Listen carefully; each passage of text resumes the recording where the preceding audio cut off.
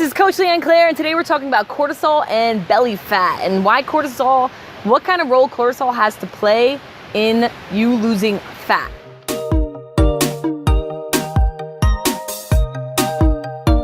Okay, so pretty much what is cortisol, right? Cortisol is a hormone in your body that gets triggered and increased when your body is feeling a little stressed. So I don't know if you ever heard of flight or fight mode. So pretty much anytime your body is facing any kind of stress, now let's also count this.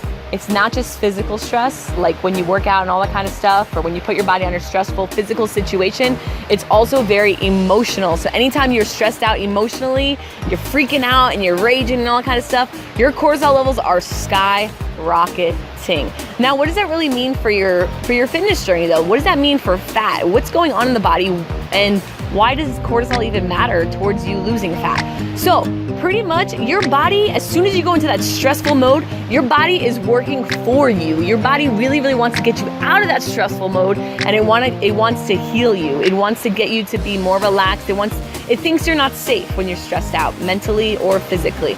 But there are tons and tons and tons and tons of effects of cortisol going up. I definitely cannot go over all of them with you today on this video, but we will talk about the ones that affect your hormones that have to do with you losing weight.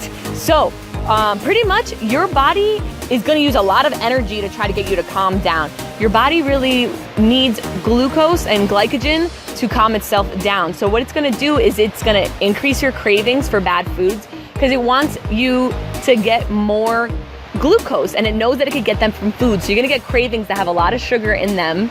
Your body's going to want that sugar. It's going to ask you for it. So you'll experience cravings. Also, you're actually going to increase your visceral fat. So what's visceral fat, Leanne? Visceral fat is the stuff that's all around your organs that causes really bad diseases like diabetes and heart attacks and stuff like that. And you really, really don't want that. So it actually burns peripheral fat, which is the outside stuff, but the visceral fat's a lot more dangerous for your health. Don't go raising your cortisol levels just because I said it burns fat. It has a lot more damaging properties than it has for good properties. So let's talk about the different types of stresses, right? So you have physical. When would you experience physical stress? When you're not getting enough sleep. Maybe you drink too much caffeine. So really, really big suggestion by a lot of doctors is to keep it to about 3 cups a day, and that'll keep your cortisol levels in check. It won't raise your cortisol levels at all, but too much caffeine could raise your cortisol levels. So make sure you're careful. You're kind of sending this emergency shock to your body saying, I need. So your cortisol levels start to skyrocket, all right? So keep it to about 3 cups a day. Also, not properly fueling your body. This one is huge. If you're not getting the sources of fuel that your body needs before and after a workout, so make sure you get nice fuel before a workout, like a nice snack that has glucose in it. Maybe one of my favorites is just like a nice slice of Ezekiel bread with peanut butter and a little bit of banana, something like that, something of that nature. Go ahead and have a nice snack as a pre-workout. And also post-workout, I definitely recommend Beachbody Performance Line, the Recover.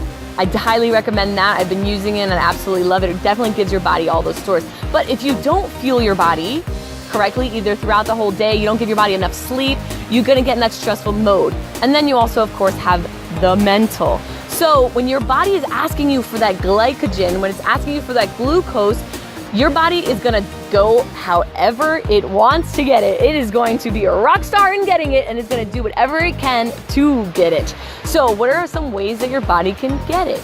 It'll give you cravings. It'll ask you externally, give me some sugar, honey. Give me some sugar, honey. And you're gonna get some cravings for some sweet stuff that has sugar in it. Whether it's good sugar or bad sugar, probably gonna be the bad stuff. Also, your muscles could get depleted because your cortisol levels are going up, because your muscles have glucose in them. Your body can pull it from your muscles. So you'll see a lot of people, when you're really, really stressed out, you see them getting really, really skinny. It's because all their muscles are being depleted because their body is using the glucose in its muscles to take it out and to help you. When cortisol levels go up, another really horrible thing that happens is that your pituitary function goes down. Now, your pituitary gland is in charge. He's like the hormone guy. He's the guy that's like, you hormone, you get released. Oh, nope, back it up, this hormone. Hey. He's like the gatekeeper of hormones for your body.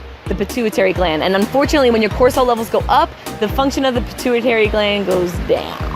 And we really, really don't want that happening. It could make us even more stressed out. You'll get really, really foggy in the mind. You won't have a lot of clarity.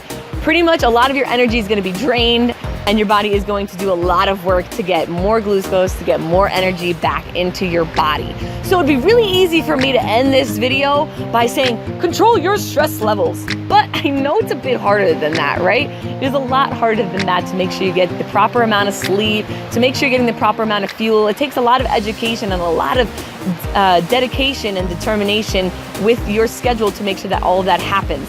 So I'm gonna give you a little bit of a trick just for when you're feeling really stressed out, when you realize that mentally your mind is going somewhere in a really, really stressful place, or even if your body is getting really stressful. We're gonna go over 2 different ways.